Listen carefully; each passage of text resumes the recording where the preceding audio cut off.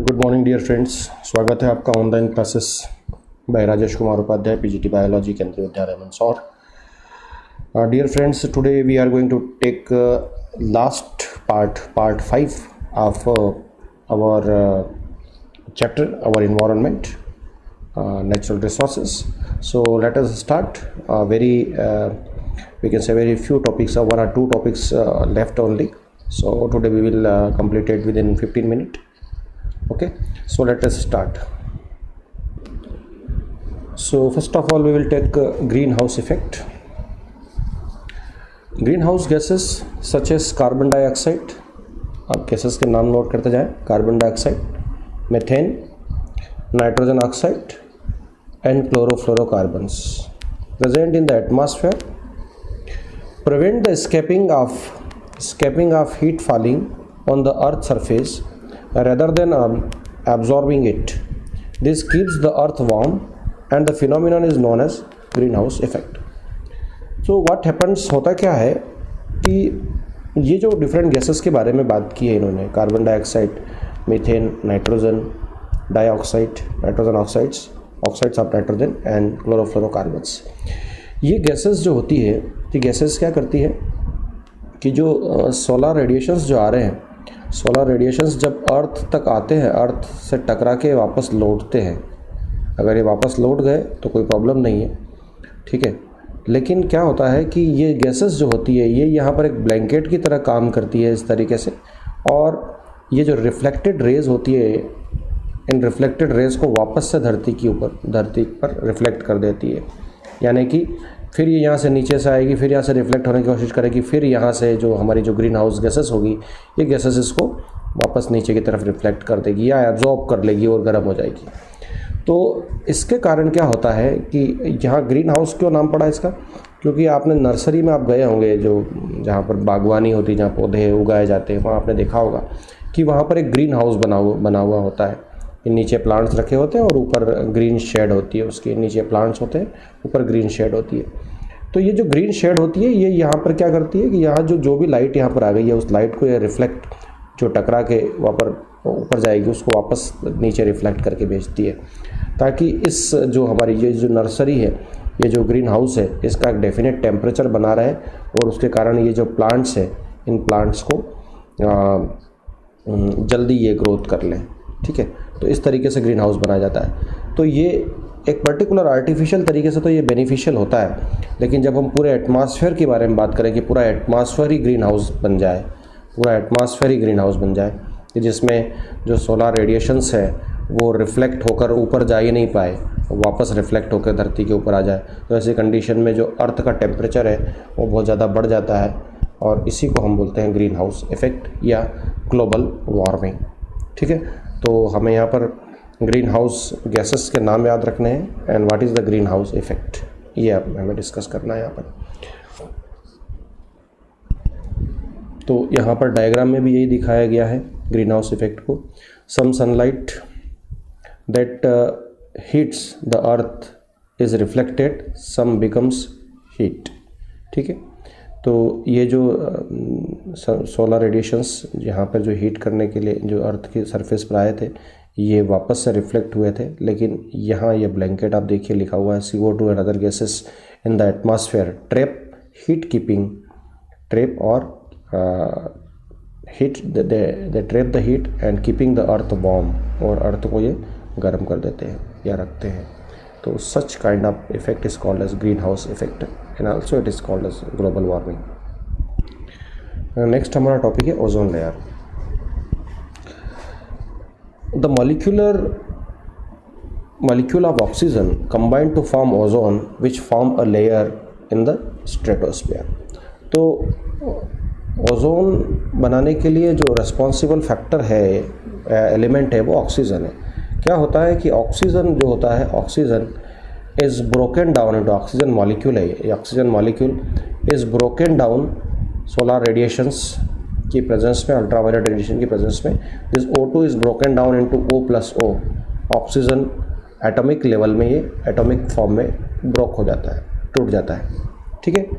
तो ऐसी कंडीशन में हम यहाँ पर बात करें कि ये एक ऑक्सीजन मॉलिक्यूल प्लस एक oxygen atom in the presence of ultraviolet radiations, UV की रेडिएशंस की प्रेजेंस में, it will become form O3.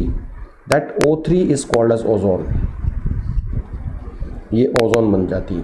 तो ये ओजोन कहाँ पर बनती है? स्ट्रेटोस्फेयर में, अर्थ से लगभग 40 to 50 kilometre away from the earth surface, वहाँ पर ये रिएक्शन चलती है. This is the first reaction and this is the second reaction. यहाँ पर कुछ मॉलिक्यूल्स ऑक्सीजन के जो होते हैं वो एटम में, ऑक्सीजन एटम में ब्रेक हो जाते हैं. अगेन जो ऑक्सीजन के एटॉमिक फॉर्म ऑफ ऑक्सीजन है वो किसी मॉलिक्यूल से रिएक्शन करके फिर ये O3 का फॉर्मेशन करते हैं, और ये O3 आपस में प्लेंटी ऑफ ओजोन मॉलिक्यूल्स आपस में जुड़ जाते हैं और उसके बाद में एक लेयर का फॉर्मेशन करते हैं, that is called as ozone layer. ठीक है, तो यहाँ पर ये इसका फॉर्मेशन हो जाएगा. It act as a protective shield as it is prevent harmful ultraviolet radiations to reach the earth. तो ये जो स्ट्रेटोस्फेयर में जो ये हमारी अर्थ और ये हमारी अर्थ का जो स्ट्रेटोस्फेयर है, यहाँ पर ये हमें ओजोन बन जाती है. और ये ओजोन जो होती है ये सन से आने वाली जो अल्ट्रावायलेट रेडिएशंस है इनको वापस से रिफ्लेक्ट कर देती है, अर्थ के ऊपर नहीं आने देती है. तो हमें ये इन रेडिएशन से, यूवी रेडिएशन से और भी जो हार्मफुल रेडिएशन से उनसे ये बचा लेती है. अगर ये रेडिएशंस अर्थ के ऊपर आते तो यहाँ पर कई तरीके के स्किन डिसीजेस और कैंसर वगैरह हो सकता था. ठीक है, सो it behave like a blanket, it behave like a protective shield which protect us from the ultraviolet radiations coming from the sun. अब बात करते हैं हम, अभी हमने यहाँ पर ओजोन क्या है, ओजोन क्या है, ठीक है, वो पढ़ लिया. ओजोन कहाँ होती है वो भी हमने पढ़ लिया. ठीक है, ओजोन कैसे बनती है वो भी हमने पढ़ लिया. ठीक है, ओजोन किस तरीके का फंक्शन करती है वो भी हमने पढ़ लिया. अब हम यहाँ पर बात कर रहे हैं कुछ ऐसे फैक्टर जो ओजोन को डिप्लेट करते हैं, ओजोन को तोड़ते हैं. Compounds like CFCs, chlorofluorocarbons react with ozone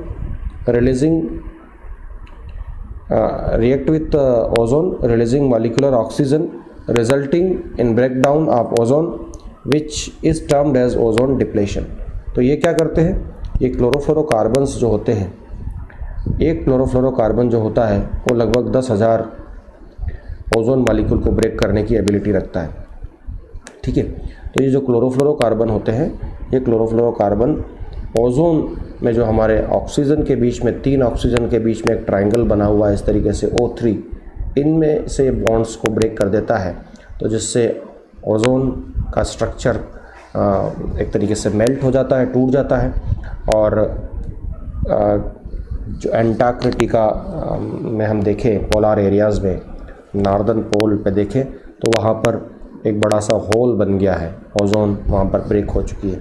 ठीक है, एक्चुअली ओजोन ये यूँ कहें कि जो क्लोरोफ्लोरो मॉलिक्यूल्स है, अब आप कहेंगे कि वो एंटार्कटिका पे तो कोई रहता ही नहीं है, वहाँ पर ये क्लोरोफ्लोरोकार्बन कहाँ से रिलीज़ होते हैं. सबसे पहले तो ये देखिए, क्या देखें हम, हमारी नेक्स्ट स्लाइड में लिखा है, नहीं है, बिल्कुल नहीं है.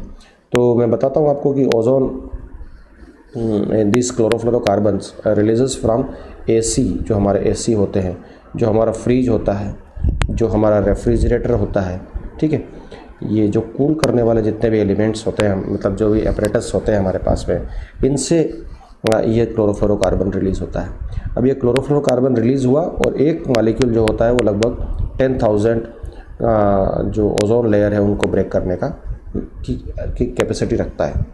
ठीक है, तो अब मैंने आपको ये बताया कि एंटार्कटिका पे वहाँ पर एक ओजोन होल हो गया है. तो आप कहेंगे कि वहाँ पर ये जो क्लोरोफ्लोरोकार्बन जो रिलीज़ हो रहा था AC से, फ्रीज से, रेफ्रिजरेटर से, तो ये सब तो वहाँ चलाते ही नहीं, कोई लोग वहाँ रहते ही नहीं हैं, तो वहाँ कैसे हो गया. तो एक्चुअली क्या होता है कि ये जो क्लोरोफ्लोरोकार्बन्स होते हैं, they will be more active in we can say in very less temperature. तो वहाँ जब हम पोलर एरियाज़ में देखते हैं, स्पेशली नॉर्थ पोल पे देखते हैं, तो नॉर्थ पोल पे टेम्परेचर बहुत डाउन होता है, -20, -30, माइनस में होता है. ठीक है, तो where they will be more active, और वहाँ इन्होंने ज़्यादा एक्टिव होने के कारण ओजोन को डैमेज कर दिया है. ठीक है, तो वहाँ ओजोन होल देखने को मिला। ठीक, तो हमने यहाँ पर पढ़ लिया कि व्हाट इज़ ओजोन, ओजोन क्या है, what is the formula for ozone layer, या आपको मालूम है। ओजोन कहाँ होती है, ठीक है, ओजोन स्ट्रेटोस्फीयर में होती है। ओजोन का फार्मूला O3 होता है। ओजोन क्या है, एक ब्लैंकेट, एक शील्ड की तरह है जो स्ट्रेटोस्फीयर में होती है, धरती से लगभग 40 to 50 किलोमीटर अबव। ठीक है, कैसे इसका फार्मेशन होता है, तो पहले जो ऑक्सीजन मॉलिक्यूल होता है वो ऑक्सीजन एटम में टूटता है। उसके बाद में जो ऑक्सीजन मॉलिक्यूल के साथ में ऑक्सीजन एटम बॉन्ड बनाकर O3 बनाता है। ये यूवी रेडिएशंस में, सोलर रेडिएशंस की प्रेजेंस में होगा। ठीक है, तो ये हमने डिस्कस कर लिया। इसके बाद में किस तरीके से ये क्या फंक्शन है ओजोन्स के, ये जो अल्ट्रावायलेट रेडिएशंस जो सन से आ रहे हैं उसको नहीं आने देता है, उसको चेक कर देता है, उसको रोक लेता है। ठीक है, उससे क्या होता है, उससे हमें जो हार्मफुल रेडिएशंस वो आ रहे थे, जो हमें डैमेज कर सकते थे, हमारी बॉडी को नुकसान पहुंचा सकते थे, प्लांट्स, एनिमल्स जो भी अर्थ के ऊपर है उनको नुकसान पहुंचा सकते थे, वो अब नुकसान नहीं होगा। ठीक है, अब ओजोन डिप्लेशन क्या है कि ओजोन की जो थिकनेस है, ओजोन लेयर की जो थिकनेस है उसमें लगातार कमी आना, उसकी लगातार कम होना, उसको हम बोलेंगे ओजोन डिप्लेशन। ठीक है, और ओजोन को डिप्लेट करने वाले फैक्टर्स कौन है, क्लोरोफ्लोरोकार्बन्स। ठीक है, क्लोरोफ्लोरोकार्बन कहाँ से रिलीज़ होते हैं, ये हमारे एसी, फ्रिज, रेफ्रिजरेटर वगैरह से रिलीज़ होते हैं। ठीक है, ये जनरली कूलिंग केमिकल्स होते हैं जो कूल करने का काम करते हैं। तो जनरली इन्हीं एपरेटस में या इन्हीं जो क्या बोलना चाहिए, जो मशीन्स होती है, इन मशीन में ही मिलेंगे आपको ये। ठीक है, तो ये फैक्टर्स हैं जो ओजोन को डिप्लेट करते हैं। ओजोन होल कहाँ पर हुआ है ये आपको पता है, और वहाँ पर ही क्यों हुआ है। ओजोन एंटार्कटिका में हुआ, वहीं पर क्यों हुआ, क्योंकि वहाँ पर क्लोरोफ्लोरोकार्बन्स जो होते हैं, जो यहाँ से एमिट होके गए तो यहाँ से एमिट होके, लेकिन वहाँ जाके ये ज़्यादा एक्टिव हो जाएंगे, इसलिए वहाँ ओजोन को ये डैमेज करेंगे। तो हमने इस चैप्टर को डिस्कस कर लिया है। ये लगभग सभी टॉपिक हम यहाँ पर डिस्कस कर चुके हैं। ठीक है, आइए एक बार और थोड़ा सा स्टार्टिंग से रिवाइज़ कर लें, क्या क्या इसमें हमने पढ़ लिया, हमें कौन सी खास बात पर ध्यान देना है। हमने इस चैप्टर की शुरुआत की थी कि नेचुरल रिसोर्सेज क्या होते हैं। तो नेचुरल रिसोर्सेज आप जानते हैं कि नेचुरल रिसोर्सेज जो हैं वो नेचर है जो हमें प्रोवाइड किए हैं, दैट इज़ नेचुरल रिसोर्सेज, जो हमें गॉड गिफ्टेड मिले हैं, जिसमें हमने air, sunlight, water, soil, stone, animals, fossils, इनके बारे में बात की थी।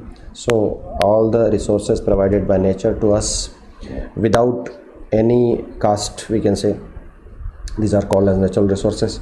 इसके अलावा हमने नेचुरल रिसोर्सेज के टाइप्स भी पढ़े थे। यहाँ पर रीन्यूएबल और नॉन रीन्यूएबल, ऐसे रिसोर्सेज जिनको हम एक बार यूटिलाइज़ करने के बाद में रीन्यू कर सकते हैं, वापस बना सकते हैं, रीन्यूएबल। लेकिन ऐसे रिसोर्सेज जैसे फॉरेस्ट, विंड, वाटर, ये रीन्यू कर सकते हैं। लेकिन कुछ ऐसे resources like fossil fuels and minerals etcetera, इनको हम लगातार यूज़ करते जा रहे हैं, ये कम होते जा रहे हैं, ख़त्म होते जा रहे हैं, इनको हम रीन्यू नहीं कर पाएंगे। These are called as non renewable natural resources. ठीक है, इसके अलावा हमने यहाँ पर इन दोनों में डिफरेंसेस भी पढ़े थे, आपने बहुत अच्छा से इसको याद भी कर लिया होगा। इसके बाद हम 5 मोस्ट इम्पोर्टेंट नेचुरल रिसोर्सेज के बारे में डिस्कस कर चुके हैं, लाइक जैसे एयर है, वाटर है, सॉइल है, आयरन है, फॉरेस्ट है। These are the 5 most important natural resources. फिर इनके बारे में हमने आगे डिस्कस भी किया है डिटेल में। ठीक है, हमने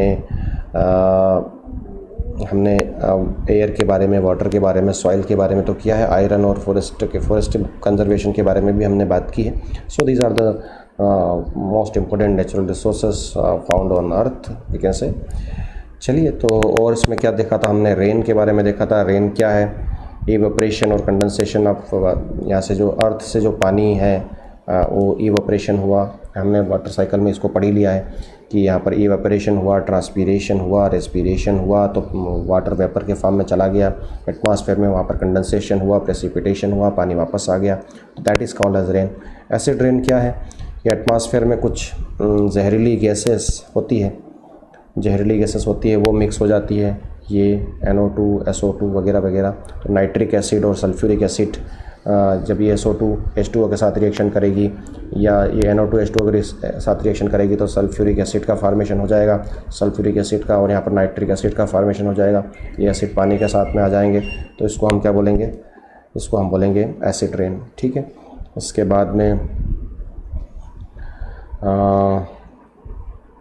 ये कुछ खास बातें हमने यहाँ डिस्कस की थी कि आने वाले चैप्टर में हम पढ़ेंगे।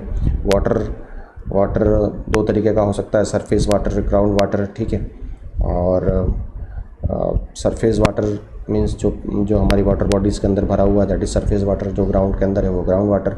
ठीक है, इसके बाद वाटर पोल्यूशन के बारे में हमने बात की थी।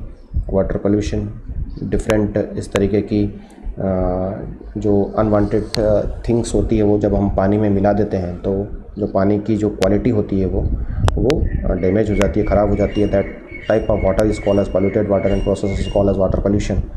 ठीक है, main causes addition of harmful substances को हम पानी में मिला रहे हैं। Removal of desirable substances like oxygen from the water से ऑक्सीजन का कम हो जाना। ठीक है, चेंज इन टेम्परेचर में चेंज हो जाना, वाटर का टेम्परेचर चेंज हो जाना, ये सब चीज़ें अगर हैं तो वाटर जो है वो पोल्यूटेड वाटर है। सॉइल के बारे में हम बात करें तो सॉइल क्या है कि जो अपर मोस्ट लेयर है उसको हम सॉइल कहेंगे। Upper most layer of earth is called as soil which supports terrestrial plants, animals and micro organism, उनको सपोर्ट करती है। It is form from the weathering of rocks by the physical, chemical and biological activities, है ना। जो rocks है उसकी weathering हो जाएगी, फिजिकल, केमिकल, बायोलॉजिकल एक्टिविटीज़ से रॉक्स टूटेगी और उससे उस रॉक्स के पार्ट्स बनेंगे, उससे और छोटे पार्टिकल्स बनेंगे, वो सॉइल बन जाएगी। It is made up of mainly minerals particles, organic minerals, air, water and living organisms. तो सॉइल के अंदर क्या क्या चीज़ें होती हैं? मिनरल पार्टिकल्स होते हैं, ऑर्गेनिक मटेरियल्स होते हैं, एयर होते हैं, वाटर होता है, लिविंग ऑर्गेनिजम्स होते हैं। ठीक है, ह्यूमस क्या होती है? उसके अंदर ह्यूमस लिविंग ऑर्गेनिजम्स होते हैं। जो सॉइल होती है उसके अंदर जो लिविंग ऑर्गेनिज्म प्रेजेंट होते हैं उसको हम ह्यूमस, उसकी एक्टिविटी को से ह्यूमस का फॉर्मेशन होता है।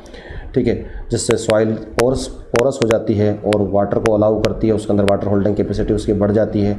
ठीक है, और एयर और वाटर डीपली अंडरग्राउंड सॉइल के अंदर चला जाता है और सॉइल फर्टाइल बन जाती है।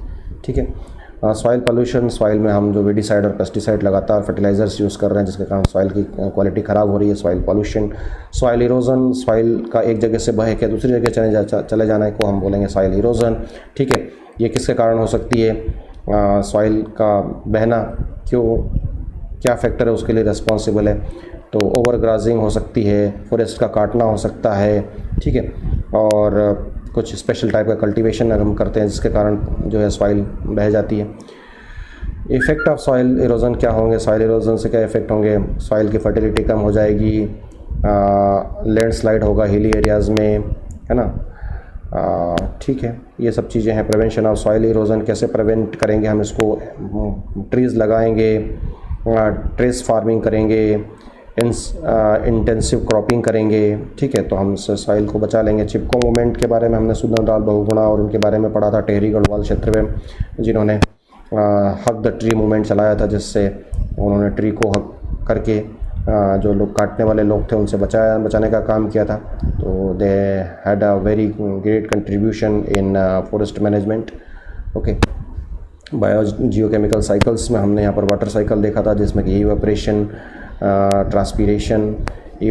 ट्रांसपीरेशन, रेस्पिरेशन के प्रोसेस के थ्रू पानी एटमॉस्फेयर में जाएगा, उसके बाद में कंडेंसेशन एंड प्रेसिपिटेशन के थ्रू वापस पानी आ जाएगा।